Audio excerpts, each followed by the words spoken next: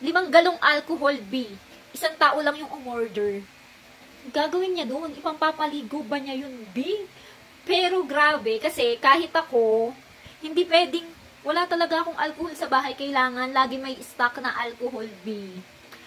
At itong alcohol na to, itong 1 galon na alcohol na to, B, gustong gusto ko talaga to kasi, ang bango po niya, ang fresh po ng amoy nito, B. Amoy cucumber melon na cool yung amoy po nitong alcohol na to. Kaya naman, gustong gusto ko po talaga to.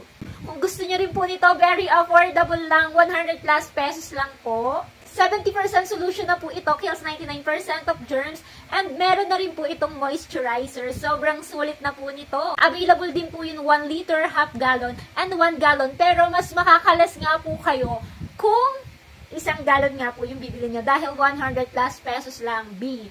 Kung sa mga supermarket nyo to bibilin, B, nasa 300 to 700 pesos po yung mga ganitong alcohol. Pero dito nga po sa aking yellow basket, 100 plus pesos lang po. Kaya naman, i-check out nyo na yan bago pa kayo maubusan. Huy!